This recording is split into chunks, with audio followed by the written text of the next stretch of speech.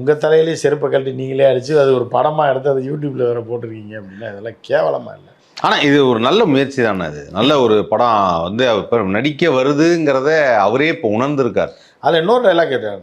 அந்த டைலாக் அவர் ப்ரெசன்ட் பண்ண பேசுகிற விதம் இருக்குல்ல, அதுலேயே எதிரி மிரண்டுருவான். அப்படியா? அந்த மாதிரி அது அவர் சொல்லார், அருவா நீ வெட்டினா தானாடா வெட்டும், நான் வெட்டினாலும் வெட்டும்டா. எப்படி இருக்கு? எதிராளி நடுங்கிறான். ஒருத்தன் வந்தால எதிரி அவன் என்ன டைலாக் சொல்லியிருப்பான்னா அந்த டைலாக் வைக்கல. சரிண்ணா இப்போ வரேண்ணே. பவர்ஃபுல்லான டைலாக்கை கொண்டு போய் அவன் எதிரி எந்திரிச்சு போயிடுவான். நான் எந்திரிச்சு என்னை வெட்டி நான் சாகணுமா, அதுக்கு நான் மருந்து குடிச்சே செத்துடுவேன். ராஜா அவங்க ஒய்ஃபோட போய் ரஜினிகாந்த் வந்து ஆசீர்வாதம் வாங்கியிருக்கேன். மாறு வேடத்துல போயிருப்பாரு. இல்லை, அதே வேஷத்துல தான் போயிருக்காங்க. அதே வேஷத்துலயா? அல்ல, அந்த மீசை வைக்கல. வாசல்ல நிற்கிறோம், அதை பார்க்கணும். சரி அரசியல் வேற இருக்காங்க, அங்கே போட்டு விட்டு ஈடி ரைடு ஈடுன்னு இருக்கு. சரி வந்து தொலைக்க சொல்லு அப்படின்னு. பஞ்சாயத்துலலாம் ராஜா உட்கார்ந்தாருன்னு வைங்களேன், எல்லாம் போய் சாப்பிட்டுக்கிட்டு வேலையை பார்த்துட்டு வருவேன், பேசி முடிக்கிட்டுங்க. அப்புறம் வரும் நடுவில் உட்கார வச்சுருக்காங்க, சோத்து மூட்டை மாதிரி உட்கார வச்சு. இல்லை இப்போ எல்லாம் எங்கேயும் நடக்குது பஞ்சாயத்துன்னு எனக்கு தெரில. எங்கேயாவது நடக்குது, எங்கே நடக்குது தெரில. நீ பஞ்சாயத்துன்றாங்க, நாடக காதல்ன்றாங்க, அதுக்கு ஒரு தீர்ப்பு வேறு சொல்கிறாங்க, இன்ஸ்பெக்டரை வெட்டுறாங்க. கூட இருந்தவன் ரயில்வே காலனியில் என்ன பண்ணிட்டான், ஒரு நாய் ரொம்ப குழச்சிட்டே இருக்கு, அடிக்க வருதுன்னு சொல்லி எலும்பு இருக்குல்ல, எலும்பை வாங்கி அதுக்குள்ளே சுண்ணாம்பை தடவி போட்டான். அச்சோ, அந்த நாய் தின்னு வாயெல்லாம் வெந்து போய் அது அதுக்கப்புறம் குலைக்க முடியாமல் போயிடுச்சு. ஐயோ, அந்த மாதிரி இந்த டைலாக் ரைட்டரு அந்த அந்த சம்பவம் தான் எனக்கு ஞாபகம் வரும். புரியுது அவங்களுக்கு? இந்த டைலாக் ரைட்டர் என்ன பண்ணுங்க, உங்களுக்காக தானே வசனம் எழுதுறேன்னு சொல்லியே வெளியே பார்க்கும்போது இவங்களுக்கு ஆதரவாக இருக்குது, உள்ளுக்குள்ளே பார்த்தா இவங்களுக்கு எதிராகவே எழுதி வச்சிருக்காங்க. ராஜாவை மட்டும் கூட யாருமே வரக்கூடாதுன்னு சொல்லி உச்சி மலையில் கொண்டு போய் நிறுத்தி ட்ரோன் ஷாட் எடுத்திருக்காங்க. அப்போ என்ன பண்ணியிருக்காங்கன்னா கூடயே இருந்து வச்சு செஞ்சுருக்காங்கன்னு அர்த்தம். டைலாக் ரைட்டரும் சரி டைரக்டரும் சரி கூடயே இருந்து. அநேகமாக இதை பார்த்ததுக்கப்புறம் இப்போ அவர் தேடி போவார்னு நினைக்கிறேன். ஆமாம், உடுமலையில் ஒருத்திக்கு கல்யாணம் பண்ணி வச்சிங்களடா, அதுக்கப்புறம் 10 பேருக்கு அவளை கல்யாணம் பண்ணி வச்சேன்னா அவள் யார் ஆள் தானே அது. புரியுதா? ஏன்னா கூவைங்களா என்னடா டைலாக் எழுதுறீங்க? ஏன்னா அவனை தாக்கி அவனே டைலாக் அவனே பேச வச்சிருக்காங்க பாருங்க. இவங்களை நினைச்சா எனக்கு பாவமா இருக்குன்ற மாதிரி. யாரோட போதைக்கோ அவர் இப்படி ஊருகாயிட்டார் நினைக்கும் போது எனக்கு தான் வருத்தமா. போய் உட்கார வச்சிருக்கேன். கடைசியில் ஒரு டைலாக் சொல்றாரு, இந்த பாருமா நீ நிறுத்துமா, நீ பேசாத நான் பேசுறேன் அப்படின்றாரு. ஆனலூர் தெரிச்சிருக்கோம். ஸோ அந்த மாதிரி வந்து என்ன அப்படின்னா, இப்போ ஒரு பர்ஃபார்மன்ஸ் அவரால் முடிஞ்ச அளவுக்கு பண்ணியிருக்காரு. அந்த டேரக்டர் வேலை வாங்கியிருக்காப்புல, இன்னும் கொஞ்சம் வாங்கியிருக்கலாம். ஆனால் அப்போவுக்கு சங்கு ஊதிருப்பாங்கன்னா இங்கே மில்லு இருக்குது திருப்பூர், அந்த சங்கம் சார், நீங்கள் வேறு சங்கம் நினச்சிட்டு என்கிட்ட கேட்க. அதனால் ஓரளவுக்கு லைட்டாக வேலை வாங்கியிருக்காப்புல. பரவாயில்ல. அதனால் பாட்டுக்கிட்டலாம் வச்சு வேறு மாதிரி வாங்கிடுவாங்க. எல்லாமே பார்க்க வேண்டிய ஒரு படமாக இருக்குது. ஏன்னா எப்படி வந்து இவங்க யாருன்னு தெரிஞ்சுக்கிறதுக்கு இந்த படத்தை பார்க்கணும். புரியுதா? நீங்கள் என்ன சொல்ல வராங்க, யார் அப்படின்றது. இல்லை, நான் இது வரைக்கும் அதாவது என்னென்னா பாமர மக்களுக்கு நிறைய பேருக்கு செய்தி படிக்கிறவங்களுக்கு அவரை பற்றி தெரியும், இவர் தான் இந்த இது பண்ணார், இதை பற்றி எதிர்த்து சொன்னார் அப்படிங்கிறதுலாம் தெரியும். இப்போ நார்மலாக இருக்காங்கல்ல, இது வரைக்கும் செய்திகள்லாம் பெருசாக பார்க்காம என்டர்டெயின்மெண்ட் படம் பார்க்குறது, அவங்க எல்லாருக்கும் இப்போ வந்து இவரை பற்றி தெரிஞ்சிடும். ஓஹோ இவர் இப்படியா அப்படின்ற மாதிரி அவரே வெளிவந்துட்டார். நல்ல விஷயமா இருக்கு. தன்னை தானே வந்து நான் என்ன மாதிரி ஆளு, நான் எப்படி எல்லாம் பேசுவேன் அப்படிங்கிறத அவரே. அதுலேயே நல்ல டைலாக்லாம் வச்சிருக்காங்க. லவ் பண்ண பையனை வந்து வெற்றியே ஓ மகளை ஏன் வெட்ட மாட்டேன்னு அப்படின்னு ஒரு டைலாக் வச்சிருக்காங்க. இதெல்லாம் அங்கங்கே ராஜாக குத்துற மாதிரி டைலாக்லாம் வந்து அவங்களுக்கே அந்த முட்டா பசங்களுக்கே தெரியாம டைலாக். அவங்க பிரியாணி சாப்பிட்டு தூங்கின போது இந்த டைலாக் எடுத்திருப்பாங்க. அது பாதியில் விட்டாங்க, கவுண்டரே இல்லை அதுக்கு. அப்போ உங்களை தானடா வைக்கிற மாதிரி இருக்கு அப்படின்னு இருக்கு. அப்புறம் இன்னொருத்தன் டைலாக் சொல்கிறான். அவன் வந்து அவன் பார்த்தா வில்ல மாதிரி இருக்கான், அவன் வந்து ஆனால் ஹீரோ ராஜாவோட ஆள் பஞ்சாயத்தில் உட்காந்துருப்பான். அவன் என்ன சொல்கிறான் அப்படின்னா, உடுமலையில் ஒருத்திக்கு கல்யாணம் பண்ணி வச்சிங்களடா, அதுக்கப்புறம் 10 பேருக்கு அவளை கல்யாணம் பண்ணி வச்சேன்னா அவள் யார் ஆள் தானே அது. புரியுதா? உதாரணம் ஏதோ உடுமலையோ அடுமனையோ ஏதோ ஒரு ஊருன்னு வச்சுங்க, அதில் டைலாக்ல வருது.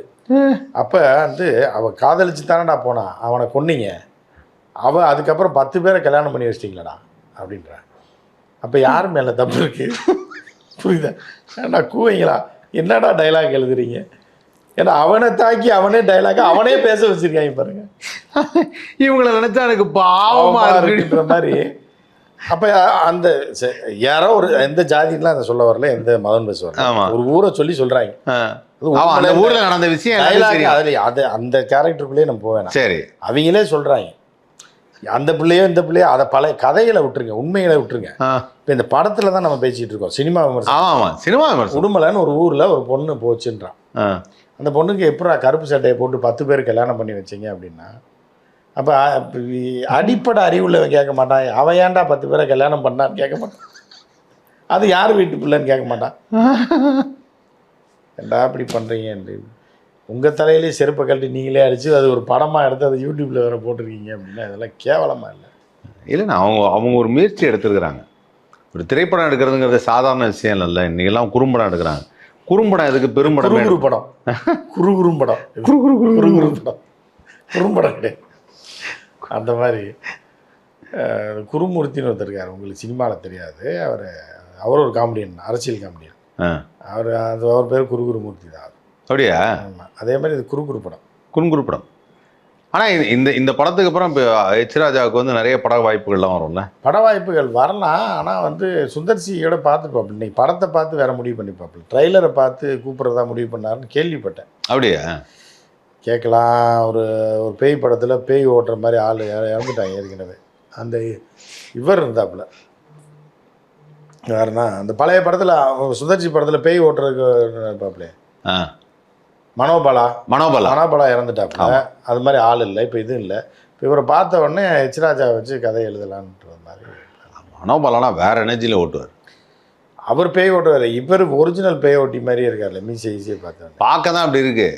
பேய் வந்தாருன்னா இவரை தூக்கிட்டு போகணும். அதை தான் சுந்தர்சி என்ன முடிவு பண்ணுவார்னா, ஒன்று பேயால் நீ போ, இல்லை ஒன்றால் பேய் ஒழியட்டும், என்ன நடக்குதுன்னு பார்த்து ஏதாவது ஒன்று நடக்கும்னு சொல்லி இப்போ அடுத்த பூஜை போட்டுருவாப்புல 6வது. ஏன்னா ஒரு கான்செப்ட் கிடச்சிருச்சு, நம்ம தான் அந்த கான்செப்டே கொடுத்துருக்கோம். இப்போ அவர் சுந்தர்சி பேய் படத்துக்கு இவரை போடலாமே சஜஷன். ஆனால் இது ஒரு நல்ல முயற்சி தானே. அது நல்ல ஒரு படம் வந்து இப்போ நடிக்க வருதுங்கிறத அவரே இப்போ உணர்ந்திருக்கார். அதில் இன்னொரு டைலாக் கேட்டாங்க, அந்த டைலாக் அவர் ப்ரெசன்ட் பண்ண பேசுகிற விதம் இருக்குல்ல, அதிலே எதிரி மிரண்டுருவான். அப்படியா? அந்த மாதிரி அது அவர் சொல்லார், கத்தி அருவா நீ வெட்டினா தானாடா வெட்டும், நான் வெட்டினாலும் வெட்டும்டா. எப்படி இருக்கு, எதிராளி நடுங்கிறான். இது டைலாகா, அது பவர்ஃபுல்லாக. அதாவது வடிவேல் ஒரு படத்தை சொல்றாரு, ராயரையா ஒரு செகண்ட் தான் என்னை பார்த்தாரு, டப்புன்னு கையை கால அமுக்குன்ட்டாரு. அப்போ தான் விக்ரம் கேட்பாப்புல, ஏன் புலி நீ மீசை இதெல்லாம் பயங்கரமாக வச்சுருக்க, மருவெலாம் ஒட்டியிருக்க, என்ன செய்கிறது? அவர் பார்த்த உடனே டக்குன்னு கண்டுபிடிச்சிட்டாரு, கையை கால அமுக்குன்ட்டாரு.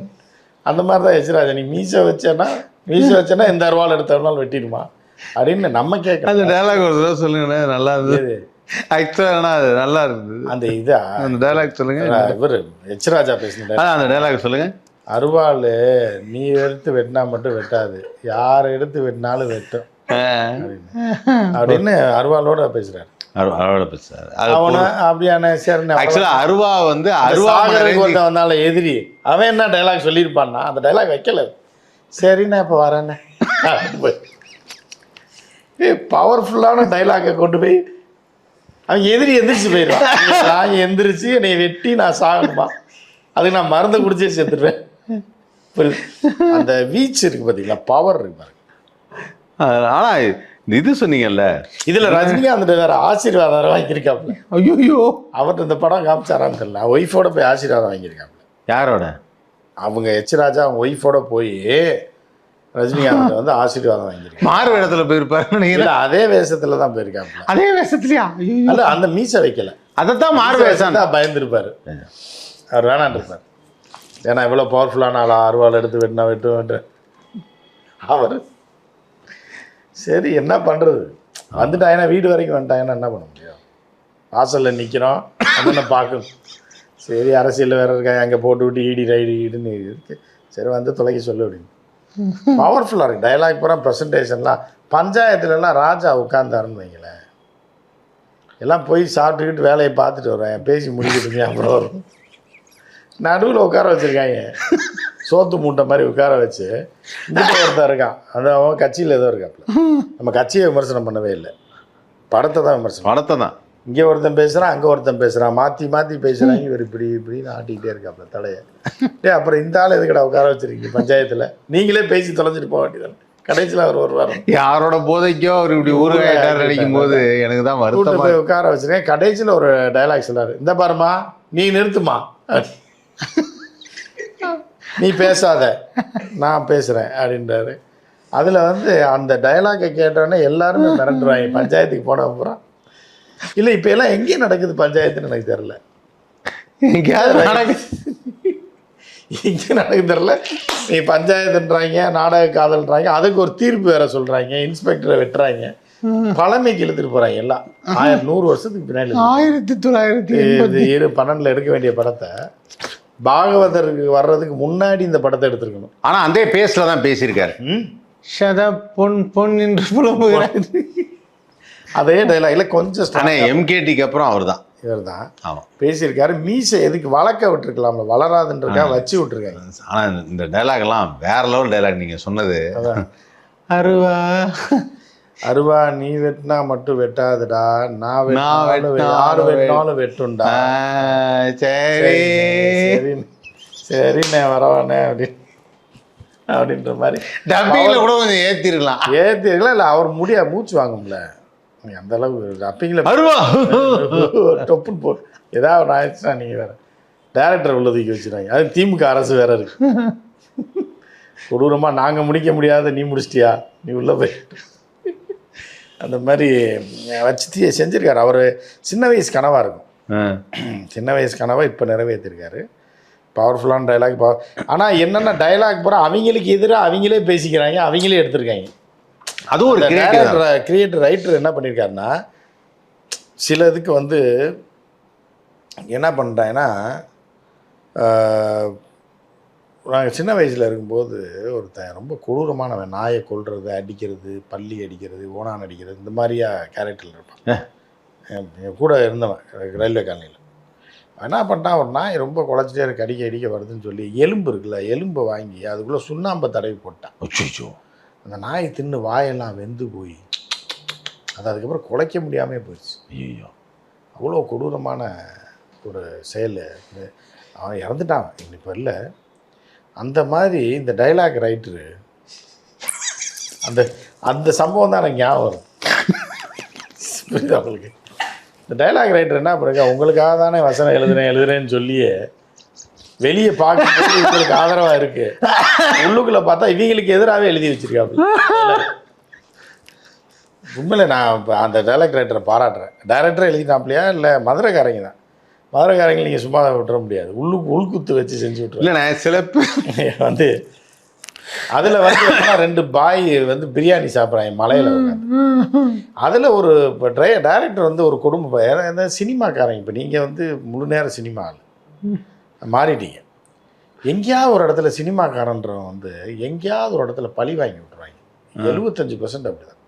பழி வாங்குறதுனா எப்படின்னா, நீ ஹீரோ கால்ச்சிட்டுக்கு அலைவாங்க, ஆனால் எங்கேயாவது ஒரு இடத்துல வச்சு செஞ்சு விட்ருவாங்க. இப்போ ஒரு உதாரணத்துக்கு பார்த்தீங்கன்னா, ஸ்னேகா ஃபஸ்ட்டு படம், அதில் ஸ்னேகா ஏதோ ஒத்துழைக்கல ஏதோ சம்திங் வந்தவொடனே கிணத்துல கயிறை கட்டி உள்ளே இறக்கி விட்டு தொங்க விட்டு போயிட்டாங்க 1/2 மணி நேரம். வாழ்க்கையை வெறுத்து இனிமேல் சினிமா வேணான்ற அளவுக்கு பண்ணி விட்றேன். கமலுக்கே அப்படி செஞ்சுருக்காங்க சில டைரக்டர்.